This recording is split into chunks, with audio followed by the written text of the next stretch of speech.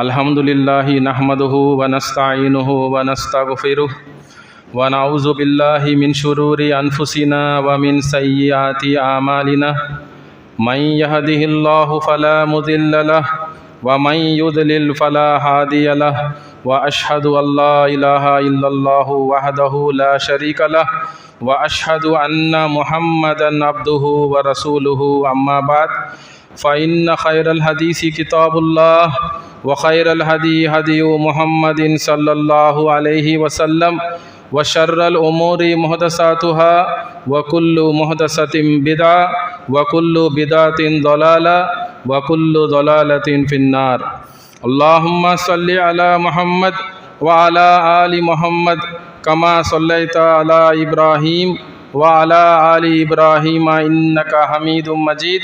अल्लाहुम्मा बारिक अला मुहम्मद व अला आलि मुहम्मद कमा बारकता अला इब्राहीम व अला आलि इब्राहीम इन्नका हमीदुम मजीद।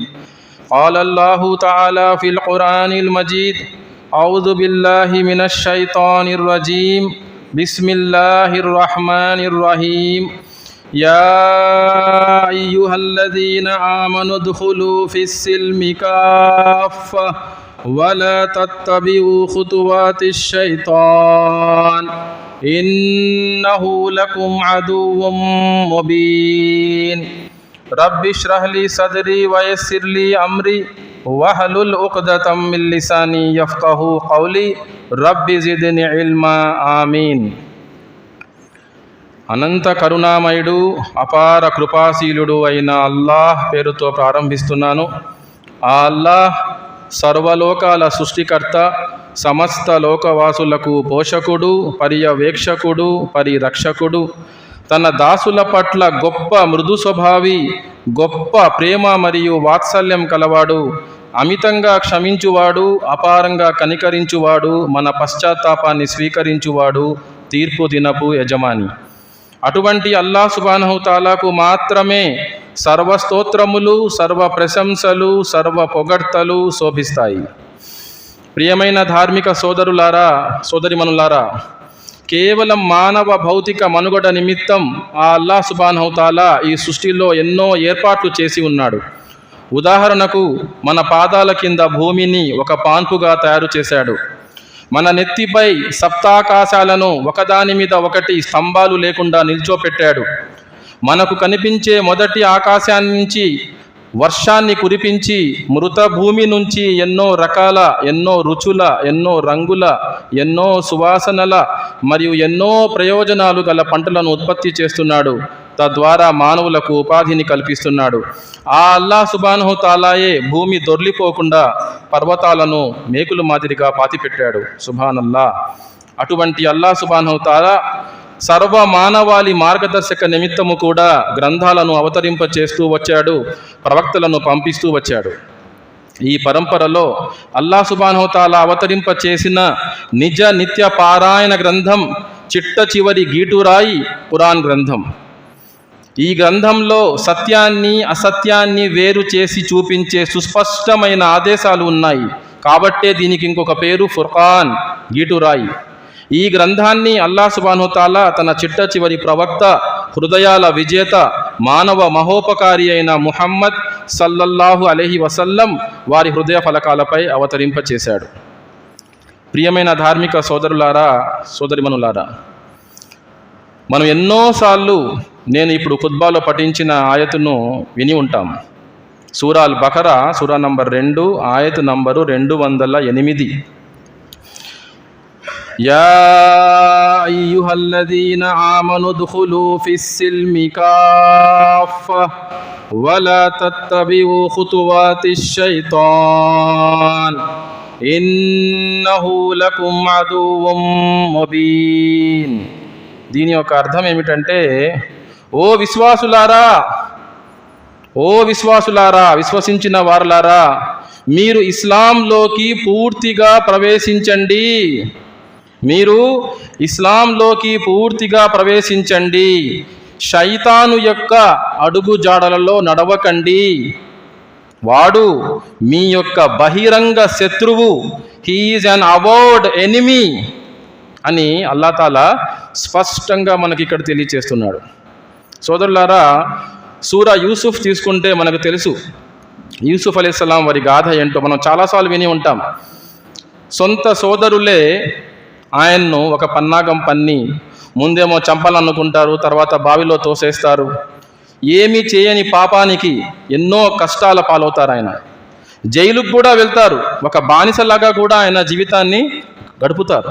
కానీ మీరు అదే సూరాలో ఆయత్ నంబర్ 100 తీసుకుంటే 12:100 సూరా యూసుఫ్, తన సోదరులు తన్ని కలిసినప్పుడు యూసుఫ్ అలైహిస్సలాంని గుర్తించినప్పుడు ఆయన ఏమంటాడు? కక్ష తీర్చుకోడు, వారిని నిందించడు, సోదరులను వారి మనసుకు బాధ కలిగించే విధంగా ఒక్క మాట కూడా మాట్లాడడు. ఏమంటున్నాడు దాంట్లో మీరు గమనించండి. ఈరోజు ఖురాన్ తీసి ఏముంది దాంట్లో? శైతాను నాకు నా సోదరులకు మధ్య చిచ్చు పెట్టాడు.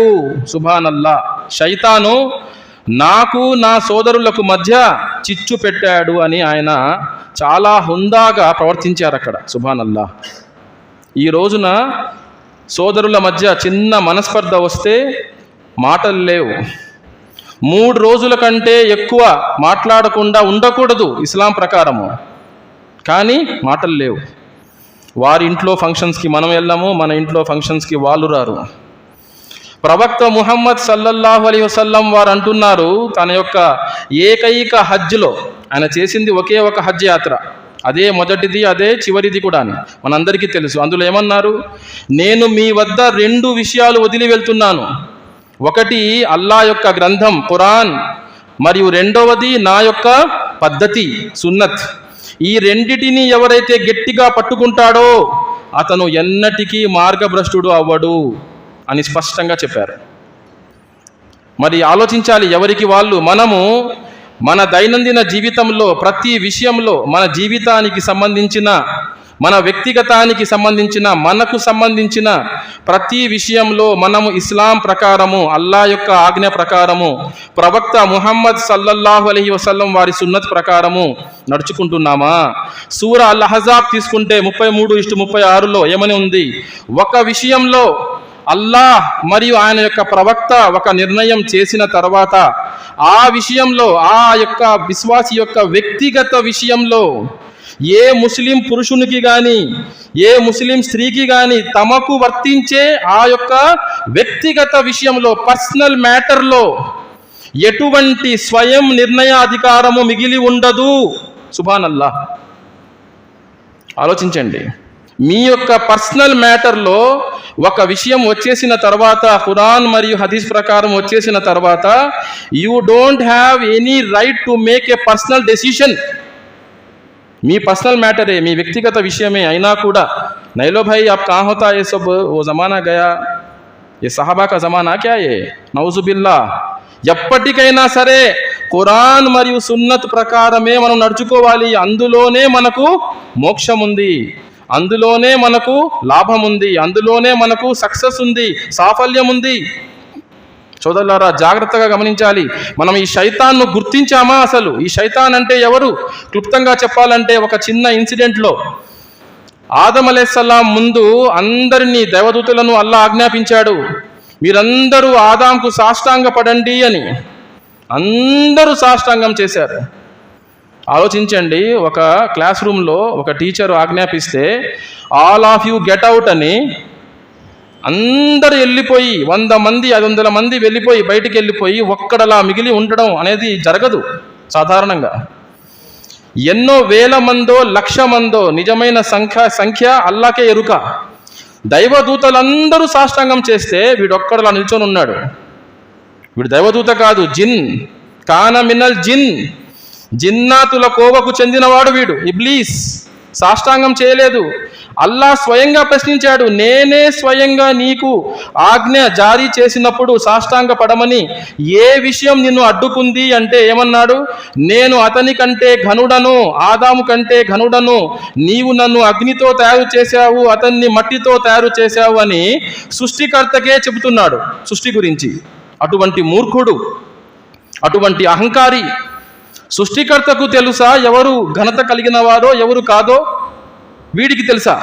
అవన్నీ పక్కన పెట్టేసి ఈ అజ్ఞాని, ఈ నీచుడు అల్లా మీదనే నింద వేశాడు. తర్వాత ఏమని నింద వేశాడు? అల్లా తాలా ఇక్కడి నుంచి నువ్వు వెళ్ళిపో, ఆకాశాలలో ఉండి నువ్వు ఇక్కడ అహంకారం ప్రదర్శించడానికి వీల్లేదని కూడా చెప్పాడు అల్లా తాలా. కానీ వీడేమన్నాడు? قال فبما أغويتني لأقعدن لهم صراطك المستقيم. సుబ్హానల్లా, అల్లాతో అంటున్నాడు, నీవు నన్ను మార్గభ్రష్టుణ్ణి చేసిన కారణంగా. అల్లాహు అక్బర్. అల్లా మీద నింద వేస్తున్నాడు వీడు.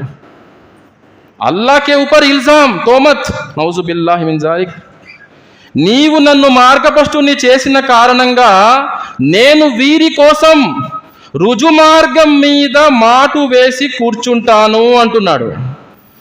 మనలో చాలా మంది ఉన్నారు సోదరులు, సోదరిమణులు, ఈ రోజున ఏదైనా కష్టం వచ్చి అలాగా ఆ కష్టం తీరకుండా ఉంటే, అరే మేము షిర్కు వదిలిపెట్టాము, ఇంతకుముందు తావీజులు వేసుకునే వాళ్ళము, దర్గాలకు వెళ్ళే వాళ్ళము, మేము బిదాత్ పనుల్లో ఉండేవాళ్ళము, నిమగ్నమై ఉండేవాళ్ళము, ఒక్కప్పుడైతే మాకు అల్లాయే తెలీదు, అవిశ్వాసుల్లా జీవితం గడిపే వాళ్ళం మేము.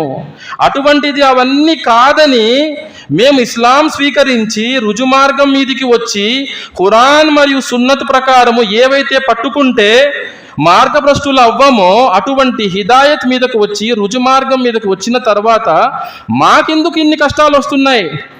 మా కూతుళ్ళకు ఎందుకు పెళ్ళిళ్ళు అవ్వడం లేదు?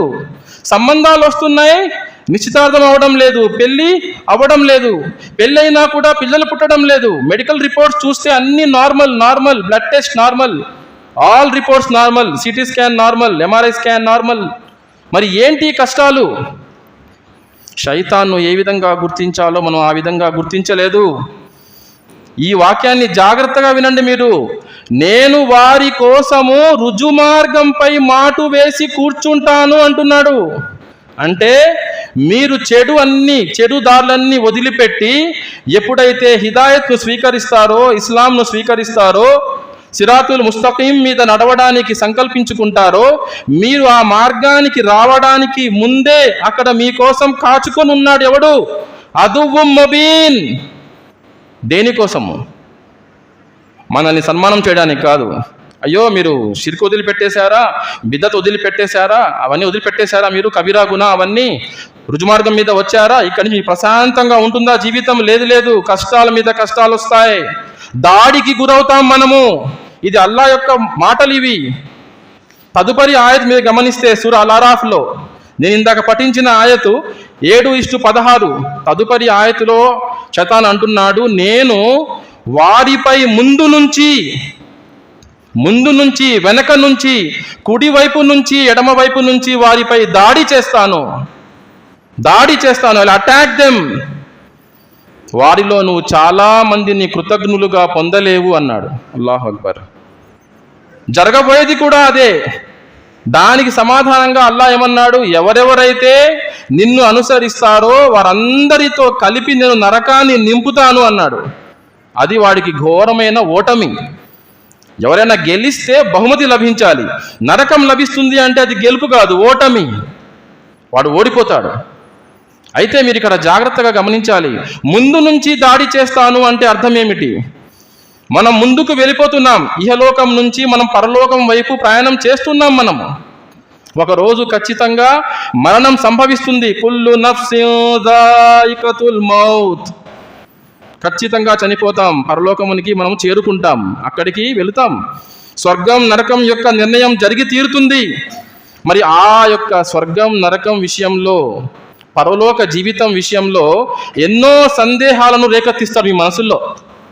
కోన్ దేఖా భాయ్ జన్నత్ జహన్నం హైకి నైకి క్యా హైకి అంటుంటారు కొంతమంది ఇప్పటికీ.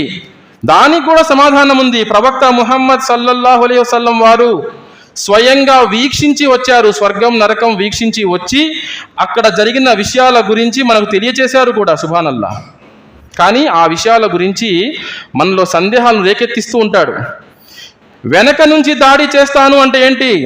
మనం ప్రపంచంలోనే కూరుకుపోయేలాగా, ప్రపంచం గురించే 24/7 ఆలోచిస్తూ ఉండిపోయేలాగా, ఈ ఎలుకల పందెంలో పరిగెడుతూ అలసిపోయి సమాధికి చేరుకునేలాగా చేస్తూ ఉంటాడు.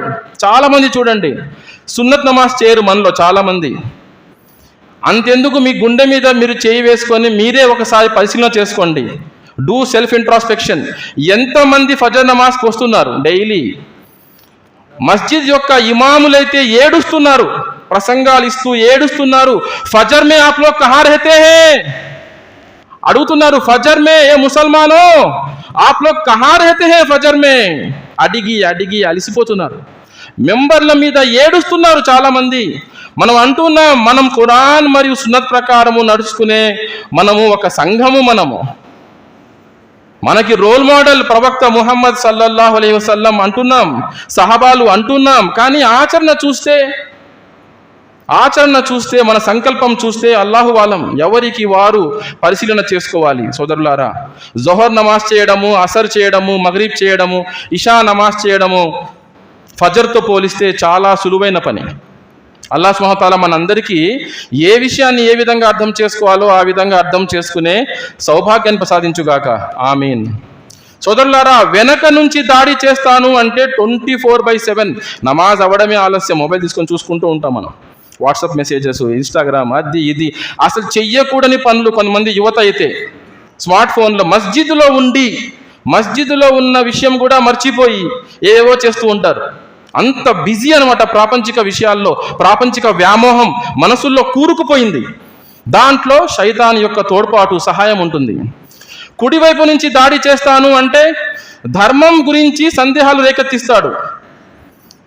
చాలా సంవత్సరాలుగా అసలు అల్లాహ్ గురించి ఆలోచించని వ్యక్తి అల్హమ్దులిల్లా అల్లాహ్ యొక్క దయతో ఇవాళ ఎందుకో నమాజ్కి వెళ్దామని అనిపించి మస్జిద్కి వస్తే అక్కడ మస్జిద్లో గొడవలు అవుతుంటాయి.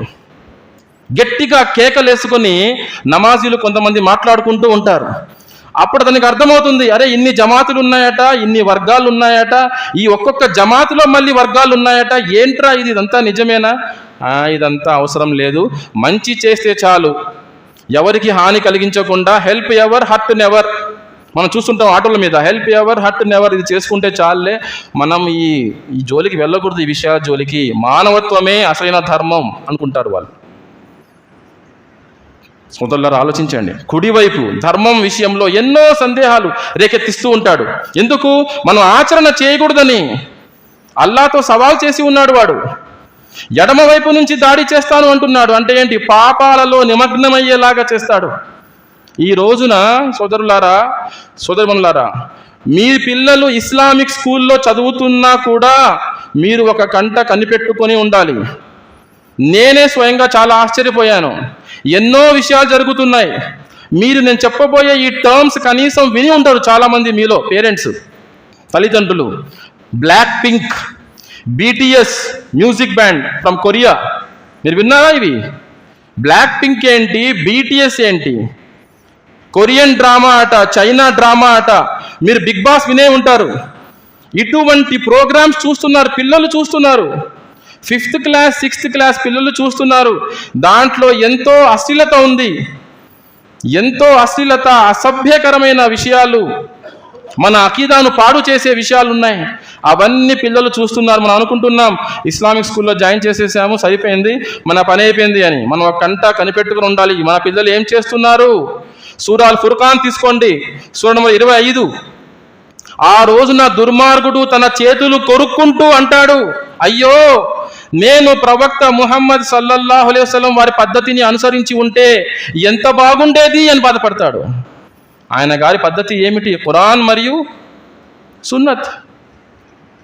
ఖురాన్ ప్రకారమే ఆయన ఆచరణ చేశారు. ఆయన యొక్క ప్రతి ప్రవచనం మన కోసము ఒక గైడ్ లైన్, ఒక డైరెక్షన్, ఒక పాలసీ మనందరి కోసము. తర్వాత చూడండి, ఆ రోజున తీర్పు దినాన వకాలర్ రసూలు యా రబ్బి ఇన్న కౌమి ఇత్తఖజు హాజల్ ఖురాన మహజూరా. రహ్మతల్ లిల్ ఆలమీన్ అంటే ప్రవక్త ముహమ్మద్ సల్లల్లాహు అలైహి వసల్లం మనందరి కోసం, సర్వ మానవాళి కోసం, సర్వ లోకాల కోసం, జంతువుల కోసం, చెట్ల కోసం, పక్షుల కోసం, రాళ్ల కోసం, అన్నిటి కోసం ఆలమీన్ కే లియే రెహమత్ బనాకే భేజే గయే.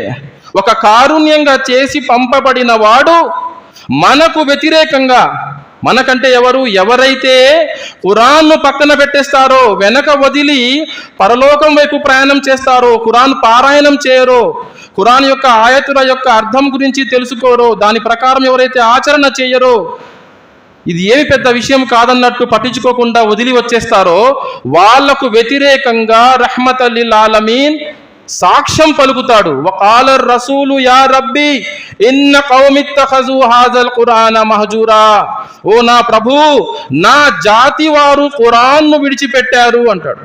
అల్లాహు అక్బర్. ఆలోచించండి, ఎంతమంది ఖురాన్ పారాయణం చేస్తున్నాం, ఎంత ఖురాన్ పారాయణం చేస్తున్నాం, తదబ్బుర్ చేస్తున్నామా, ఖురాన్ యొక్క ఆయాతుల్లో యోచన చేస్తున్నామా మనము? అటువంటి డిస్కషన్స్ ఇంట్లో అవుతున్నాయా? అసలు ఖురాన్ గురించి, హదీసుల గురించి డిస్కషన్స్ అవుతున్నాయా? ఏ టాపిక్స్ మీ ఇళ్లలో డిస్కషన్స్ అవుతున్నాయి? మీ పిల్లలు ఏ టాపిక్స్ వింటున్నారు? చాలా జాగ్రత్తగా ఉండండి మీరు. వాళ్ళకు అవే అన్నమాట విలువలు, మనం నేర్పించే విలువలు అవే. సోదరులారా, జాగ్రత్తగా గమనించండి, నలువైపుల నుంచి దాడి చేస్తున్నాడు శైతాన్. అంతేకాదు, ఈ రోజున మనం చూస్తున్నాం సమాజంలో చాలామంది వాళ్ళ యుక్త వయసుకు చేరుకున్న పిల్లలను తీసుకొని వెళ్ళి రుకియా చేయిస్తున్నారు. రుకియా సమస్యలు ప్రత్యేకంగా అహ్లే హదీస్ ఇళ్లల్లో ఈ సమస్య ఈ రోజున ఎక్కువగా ఉంది. ఒక మనోవిజ్ఞాన శాస్త్ర నిపుణుడుగా, ఒక సైకాలజిస్ట్గా పూర్తి బాధ్యతతో చెప్తున్నాను మీకు విషయాలు, విత్ ఫుల్ రెస్పాన్సిబిలిటీ. ఎంతోమంది ఫోన్లు చేస్తుంటారు, మా అమ్మాయికి ఇలా జరిగింది, సడన్గా తన ప్రవర్తనలో మార్పు వచ్చింది, మా అమ్మాయి రాత్రిపూట కేకలు వేస్తుంది, ఏడుస్తుంది, మా అమ్మాయికి పెళ్ళయింది, పిల్లలు పుట్టడం లేదు, రిపోర్ట్స్ అన్నీ నార్మల్, ఏదో దయ్యం పట్టినట్టు అరుస్తున్నాడు, ఫిట్స్ వస్తున్నాయి. ఎక్కడికెక్కడికో పరిగెడుతున్నారు. వాళ్ళ దగ్గరికి వెళ్తే 10,000, 20,000, 30,000, 50,000, 1,00,000 ఇష్టం వచ్చినట్టు మన అవసరాన్ని బట్టి, మన కష్టాన్ని బట్టి, మన బాధను బట్టి వాళ్ళు కోట్ చేస్తున్నారు, ప్రైజ్ ఎన్కాష్ చేసుకుంటున్నారు, సొమ్ము చేసుకుంటున్నారు. ఇంకోలా చెప్పాలంటే మొత్తం ఖురాన్ రుకియానే. అసలు రుకియా ఏంటి తెలుసా మీకు? ఇప్పుడు నేను చెప్పానే మీకు, ఎప్పుడైతే మనం ఖురాన్ మరియు సున్నత్ ప్రకారం నడుచుకుంటామో, రుజుమార్గం మీద ఉంటామో, మనకు శైతానుకు మధ్య యుద్ధం జరుగుతూనే ఉంటుంది. ఈ యుద్ధం అనేది ఆదం అలైహిస్సలాం మరియు ఇబ్లీస్ నుంచి ప్రారంభమైంది. ప్రళయ దినం వరకు ఈ యుద్ధం నడుస్తూనే ఉంటుంది. ఎందుకంటే ఈ ఇబ్లీస్ అల్లాతో ఒక కోరిక కోరాడు. ఏమని? నువ్వు దిగిపో, ఇక్కడి నుంచి ధూర్తుడువై నీచుడువై దిగిపో, ఆకాశాలలో ఉండి నువ్వు అహంకారం ప్రదర్శించడానికి వీల్లేదు అంటే అడిగాడు అల్లా. నువ్వు అల్లా, అందరూ తిరిగి లేపబడే రోజు వరకు నాకు గడువు ఇవ్వు అన్నాడు. అల్లా ఏమో గడువు ఇచ్చేశాడు, వాడికి గడువు ఇవ్వబడింది. మనలో చాలా మందికి చెప్తే కొన్ని సమస్యలు మెడికల్ ఉంటాయండి, మెడికల్ ప్రాబ్లమ్స్ ఉంటాయి, కొన్ని అలా కాదు రూహానీ ఉంటాయి అంటే, లేదు అదేంటి అలా అంటున్నారు, మీరు ఒక సైకాలజిస్ట్ అయి ఉండి అలా మాట్లాడుతున్నారు ఏంటి అంటారు. అయ్యూబ్ అలైహిస్సలాం యొక్క గాథ గుర్తు చేసుకోండి. శైతాను యాక్సిడెంట్ చేయించగలడా? యాక్సిడెంట్ చేయించే కదా పునాదులు కుదిపేశాడు. పిల్లలందరూ, తన సంతానం అంతా ఒకేసారి చనిపోయారు. జరగలేదా? చేయించింది ఎవడు? శైతాన్. కుదిపేశాడంతే అల్లా యొక్క అనుమతితో, బిఇజ్నిల్లా అందరూ చనిపోయారు. శైతాన్ యాక్సిడెంట్ చేయించగలడా? చేయించగలడు. మనలో ఎంతమంది ఉదయం సాయంత్రం దువాలు పఠిస్తున్నాం? మనం ఉదయం సాయంత్రం దువాలు పఠిస్తే ప్రవక్త గారు అంటున్నారు, ఒక రక్షణ కవచం లాంటిది మనిషికి, ఒక బుల్లెట్ ప్రూఫ్ జాకెట్ లాంటిది. మనం శైతాన్ని ఎదుర్కొంటున్నాం, వాడు ఎవ్వరిని వదిలిపెట్టాడు. అవిశ్వాసుల్ని, విశ్వాసుల్ని ఎవ్వరిని వదిలిపెట్టాడు. ఇబ్నే ఆదం అంటేనే వాడికి శత్రువులు, అంతే. వాడు సవాల్ చేసిందే అది. ఆలోచించండి. రోగం కలిగించగలడా? ఒళ్ళంతా పుండైపోయింది, ఎన్నో రోగాల పాలయ్యారు అయ్యూబ్ అలైహిస్సలాం. చేసిందెవడు? అల్లా యొక్క అనుమతితో శైతాన్. ఆస్తి, సంపద, ధనం మొత్తం పోగొట్టుకున్నారు. చేసిందెవడు? శైతాన్. అల్లా యొక్క అనుమతితో. భర్తకు భార్యకు మధ్య కూడా చిచ్చు పెట్టేశాడు.